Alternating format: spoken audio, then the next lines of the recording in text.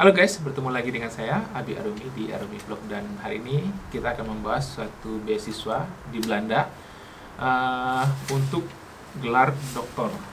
Mas Ya, sekarang kita bersama dengan Mas Aska. Aska. Nah, Mas Aska ini pernah menempuh pendidikan S1 di Indonesia, S2 di Indonesia ya Mas? Ya, Dan S3-nya di Belanda, sekarang lagi menempuh pendidikan. Kau boleh tahu Mas, di S1-nya itu dulu di mana? Saya S1 di ITB, S2 di ITB lagi. S1 saya di jurusan matematika, Ya. S2-nya di jurusan instrumentasi dan kontrol. Oke. Nah, sekarang kita akan membahas beasiswa yang didapatkan Mas Aska. Kau boleh tahu Mas, beasiswa yang untuk gelar doktor itu beasiswa apa ya yang Mas Aska dapat? Oh iya, kebetulan itu yang kalau beasiswa yang saya dapat sekarang itu bisa dibilang ini bukan beasiswa, Mas. Oh gitu. Tapi ini seperti halnya ini job gitu. Job. Jadi saya di sini itu statusnya employee Ya. di University of Groningen. Hmm. Nah, saya dulu waktu apply itu apply sebagai seorang pekerja di sini. Gitu. Jadi kalau misalkan nama beasiswanya apa, Ya. jadi job ini itu di bawah naungan dari EU, jadi Europe Union, atau dia itu punya research funding. Nah, research funding ini dipakai untuk membiayai PhD. Nah, skema PhD-nya itu bisa berupa employee atau bisa berupa scholarship student PhD kayak gitu. Nah, kalau yang saya dapat sekarang ini EU yang dipegang oleh ada sebuah center di University of Groningen, namanya itu Center of Data Science and System Complexity. Nah, itu jadi center itu ibaratnya center ini itu mengajukan dana ke EU, ke Europe Union, kemudian mereka dapat dana melalui profesor-profesornya, kemudian itu mereka meng-hire karyawan. Nah, karyawannya itu jobnya itu berupa PhD. Oh gitu ya, prosesnya gitu. Iya. Tapi nama beasiswa sendiri nggak ada ya, tapi di bawah naungan profesornya sendiri gitu ya. Iya, tapi memang nama beasiswanya itu DSSC Co-Fund. Jadi DSSC itu nama senternya di kampus. Nah, mereka itu membiayai PhD yang namanya DSSC Co-Fund. Oh, Gitu. oke. Nah, saya mau balik lagi ke belakang ya Mas. Ya. Saya yang jadi pertanyaan kan, mendapatkan beasiswa itu S3 kan gak gampang ya Mas ya. Ya, Mas. Susah banget kan. Ya. Nah, bagaimana perjalanan Mas Aska dari awal sampai detik ini untuk mendapatkan beasiswanya itu, gimana caranya? Kalau untuk mendapatkan beasiswanya itu sebenarnya memang ini ya, jalannya cukup berliku-liku ya. Jadi saya meng-apply banyak beasiswa termasuk LPDP, termasuk beasiswa misalkan PMDSU gitu dan lain sebagainya. Tapi kan memang masih belum memenuhi syarat. Tapi pada suatu saat ada lowongan nih. Itu ada lowongan pekerjaan di sini di Groningen ini yang bisa di-apply. Sebenarnya mirip-mirip kayak kita misalkan ada lowongan pekerjaan, misalkan katakanlah di sebuah perusahaan, ya sebut saja Pertamina gitu. Pertamina membuka lowongan pekerjaan berupa anggota R&D gitu misalkan. Ya sudah, saya apply gitu. Ya mirip seperti itu ceritanya. Jadi saya dulu dapat link. Jadi pada dasarnya tuh link ini tuh ada di setiap university, terutama di Belanda atau mungkin juga di Eropa, ya bisa dicek. Kalau kita buka di website university, itu kita bisa salah satu linknya itu ada tulisan job vacancy gitu. Oh, jadi tiap-tiap university itu sudah ada linknya ya? Betul. Nah, setiap university itu kalau kita mau ngecek itu ada job vacancy. Nah, di sana ada macam-macam, ada dosen, ada postdoc. Nah, salah satunya ada PhD itu. Itu. Kalau kita cek sekarang di web university juga pasti ada di sana, terutama di Belanda. Dan saya cek di mana? Misalkan di Jerman, di Belgia, itu ada juga link-link semacam itu. Tapi mungkin nggak semua university di dunia ya. Kalau di Belanda sih mungkin itu selalu ada ya link semacam itu. Nah, saya dulu apply di situ, dapat linknya itu kebetulan dari seorang profesor di Groningen ini. Ada seorang profesor namanya Pak Profesor Boy Jayawardana, mungkin sudah banyak yang tahu ya. Beliau itu salah satu profesor di bidang saya, di bidang sistem dan kontrol.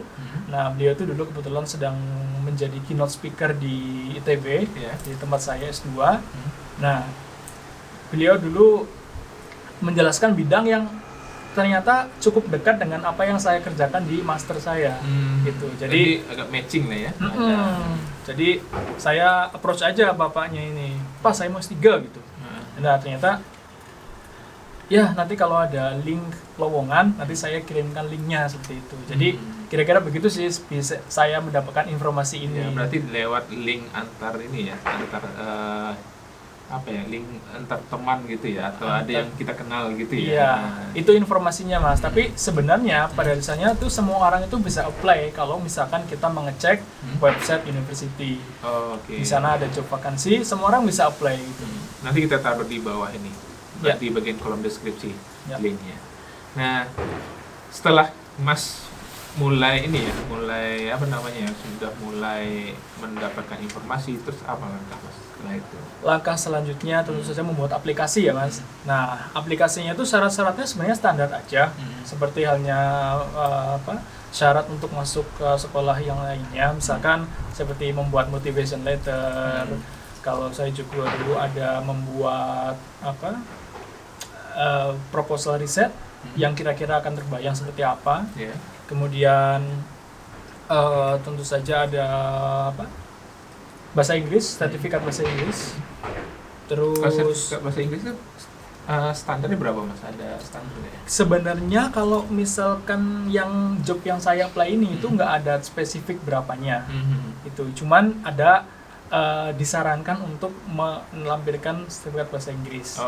Nah, sebenarnya kalau kita buka lagi link-link di website syarat untuk PhD di Groningen, itu ada syarat yang beda-beda antar jurusan. Misalkan ada di jurusan sosial, ada di jurusan yang science engineering, itu berbeda yang lebih rendah. Saya lupa angkanya. Nah, setelah bahasa Inggris, terus persyaratannya apa lagi? Syarat berikutnya itu ada bisa dikatakan itu namanya surat rekomendasi. Rekomendasi dari dosen? Jadi bisa dari dosen atau mungkin kalau yang sudah bekerja di sebuah perusahaan misalkan itu bisa dari atasannya. Jadi sebenarnya untuk menggambarkan seberapa banyak gimana sih pekerjaan dia di kantor sebelumnya gitu. Nah kalau saya dulu dapat rekomendasi dari dosen pembimbing saya sama dari saya dulu waktu sebelum kuliah itu saya jadi asisten akademik di kelompok keahlian instrumentasi dan kontrol di FTI ITB. Nah saya juga dapat surat rekomendasi dari ketua kelompok keahlian. Kan syarat dari nge-apply dari ini ke kapan dokumen tadi Mas kirim. Ya. Itu ke Belanda. Itu berapa lama prosesnya? Oh iya, jadi kebetulan waktu itu semua prosesnya tuh online. Online. Ya, jadi bukan paper gitu ya? Betul. Jadi waktu itu ada linknya dan link itu sekaligus ada ada link untuk men-upload semua dokumennya, termasuk semua syarat. Mungkin ada satu lagi syarat yang belum saya sampaikan itu transkrip akademik. Jadi karena kan pasti yang mau meng-hire PhD kan pengen memastikan nih gimana sih track record selama studi di bachelor ataupun di masternya kan. Ya paling nggak bisa di atas 3,5 lah IP-nya kayak gitu. Nah, jadi transkrip juga di-upload, terus upload di sebuah portal. Terus satu klik apply, udah kita tunggu aja. Beberapa minggu kemudian saya dipanggil untuk interview lewat Skype gitu. Nah, interview itu ini bicara sebelum interview Mas. Ya. Dari proses kita di ini berapa lama jedahnya dari kita masukin aplikasi tadi ke interview gitu diinformasikan? Oh iya, jadi saya kira-kira sekitar 3 minggu mungkin ya. 3 minggu. Jadi saya upload semua dokumen, apply, submit, kemudian saya menunggu hasilnya itu sekitar 3 minggu dipanggil untuk interview. Itu kemungkinan gagal atau enggaknya ada? Pasti ada. Karena yang dipanggil untuk Skype interview itu cuma yang terpilih saja kandidat yang dikira itu dinyatakan itu dia bidangnya itu sesuai dengan job yang akan di-apply. Gitu. Jadi waktu itu saya itu meng-apply di topik research yang namanya itu model reduction for network system. Jadi waktu S2 saya tuh belajar tentang network system juga. Nah, mungkin itu yang membuat match antara apa yang saya kerjakan di master dengan dan yang S3. S3 ini gitu. Jadi saya waktu itu interview, dipanggil interview untuk menjelaskan tentang itu apa program network system seperti apa sih yang kamu kerjakan di master seperti itu. Oke. Nah, kita masuk ke saat interview nih, Mas. Nah, proses interview itu apakah kita kan menggunakan Skype yang dari Indonesia dan sini kita berarti menyesuaikan jadwal dan waktunya juga ya. Nah, itu apakah yang menginterview kita itu satu orang saja atau banyak orang? Oh ya nih, ya jadi waktu itu yang menginterview saya itu ada perwakilan dari pemegang project itu, gitu. Jadi kebetulan yang program yang saya daftar itu ada sekitar 20 project yang ditawarkan. Oh, banyak juga gitu. Ya? Ada 20 project untuk 20 PhD, katakanlah seperti itu. Nah, dari 20 project itu, saya memilih 2 di antara 20 itu. Yang paling sesuai dengan yang saya inginkan dan paling sesuai dengan background saya. Nah, untuk yang mewawancari siapa aja itu, salah satunya adalah orang yang memegang project itu. Karena pada dasarnya riset itu, kan kalau di kampus-kampus itu, riset itu pasti dipegang oleh seorang profesor. Nah, ada profesor yang memegang project itu, ada juga koordinator dari center yang saya katakan tadi, Center of Data Science and System Complexity, ada juga perwakilan dari university.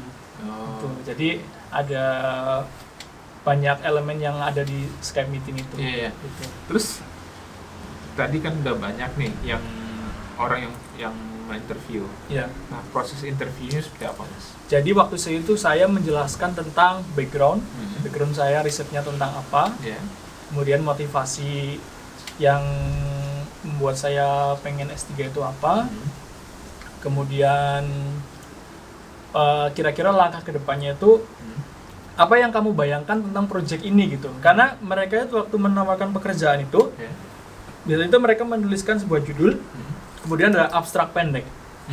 Nah, di abstrak pendek itu kita bisa melihat apa sih yang dibutuhkan gitu di bidang ini gitu. Misalkan pengetahuan tentang teori kontrol, pengetahuan tentang aljabar linier di matematika gitu. Jadi jadi saya harus ini dulu nih, explore dulu nih, apa sih yang dibutuhkan ketika saya presentasi, saya tahu sebanyak apa tentang bidang ini gitu, yang akan kita ambil betul. Jadi yang saya presentasikan yaitu background saya, kemudian seberapa nyambung sih apa yang saya punya dengan apa yang akan dikerjakan di proyek ini, seperti itu. Nah, dari hasil setelah Mas interview, apakah ada kendala waktu interview atau sudah smooth aja waktu itu? Sebenarnya kendalanya itu kendala teknis sebenarnya. Jadi waktu itu saya masih anak kos ya. Saya tidak punya koneksi internet yang baik. Koneksi internet kampus itu nggak bisa connect Skype. Mungkin karena saya aja yang kurang bisa untuk mengulik-ulik itu. Saya waktu itu numpang interview di rumah teman yang punya internet di kamar. Dan entah apa yang jadi, tiba-tiba koneksi internet itu down. Jadi nggak bisa buat Skype meeting. Nah, untungnya waktu itu ternyata orang interviewernya itu fleksibel sekali. Mereka itu meng-call saya lewat WhatsApp video. Jadi WhatsApp video call. Jadi kami akhirnya saya nggak bisa saya cuma mengirimkan file presentasi saya PPT. Kemudian saya video call-nya lewat WhatsApp video. Jadi itu unik ini ya. Iya, jadi entah apa ya, pokoknya ya yang penting bisa komunikasi lah. Jadi saya lihat ada fleksibel nih orang-orang sini, nggak strict harus Skype gitu. Oke, Mas. Terus kalau kita bicara tadi sudah interview, sudah selesai interview. Nah, kendalanya sudah banyak juga. Saat interview banyak kendala nggak waktu? Iya, mungkin ini juga ya, bahasa itu memang benar-benar penting banget gitu. Jadi pastikan kita mengerti apa yang dia tanyakan gitu. Jadi saya waktu itu kendalanya ya karena mungkin bahasa Inggris saya masih jelek, mungkin sampai sekarang juga belum terlalu bagus. Jadinya ya itu banyak pertanyaan yang saya harus konfirmasi ulang gitu. Sorry, kamu tadi nanya apa gitu. Saya saya harus konfirmasi ulang. Gitu. Oke. Terus gini Mas, Ya. setelah udah wawancara udah selesai, menunggu kepastiannya itu Iya. ya. Itu berapa lama dari proses setelah selesai wawancara itu kepastian? Jadi kira-kira saya dulu apply bulan September atau Agustus ya, Agustus atau September.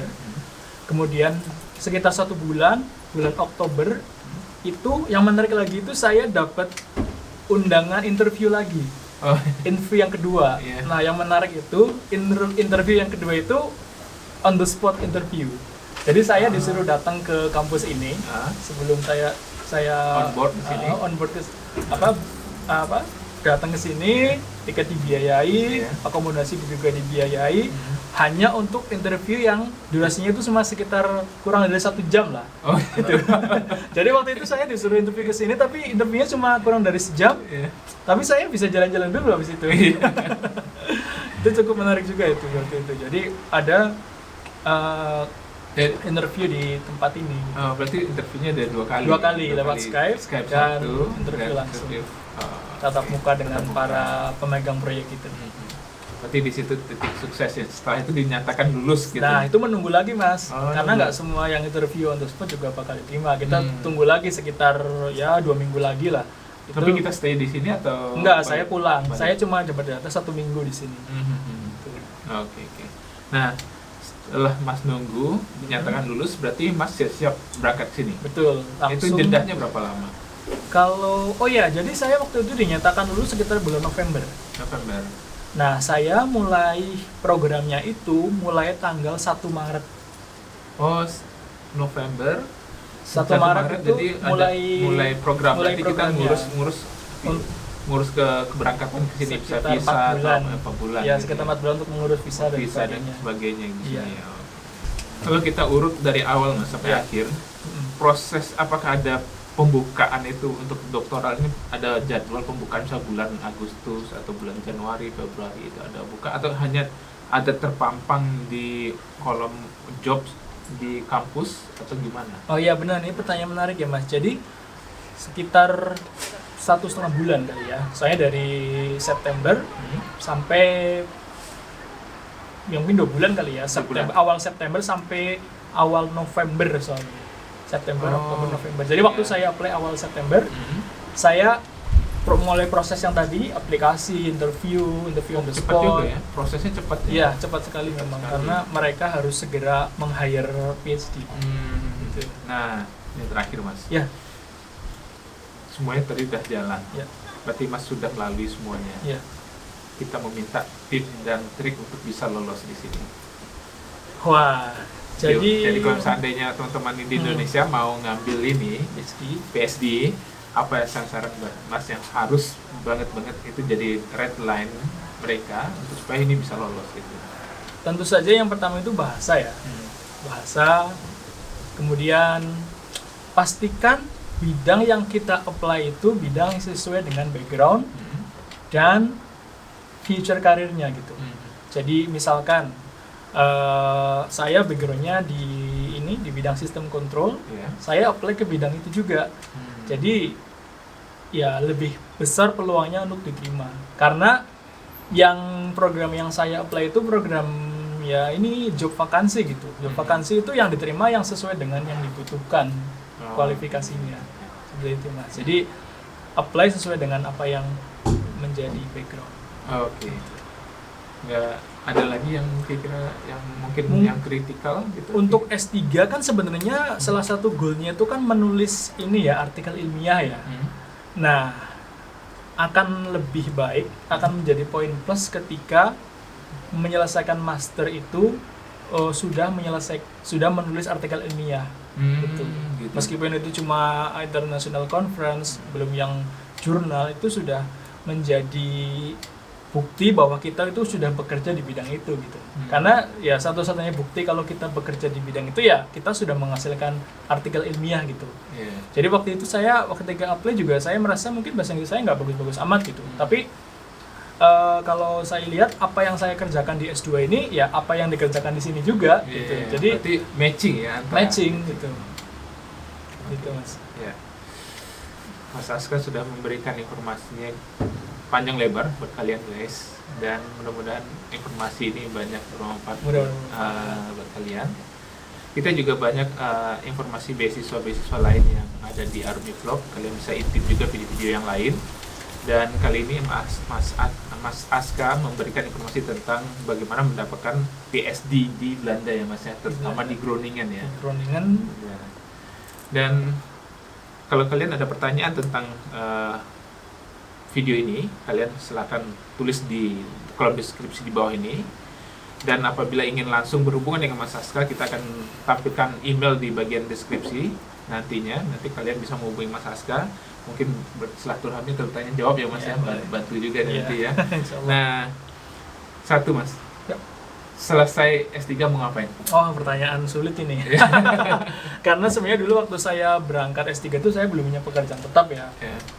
Memang saya sudah jadi asisten akademik yang biasanya kalau sudah jadi asisten akademik itu bakal jadi dosen di situ. Cuma waktu itu belum rezekinya kali ya, belum dapat lowongannya belum bisa dapat. Jadi saya berangkat S3 dulu. Nah, jadi setelah S3 ini sebenarnya saya masih punya banyak kemungkinan nih.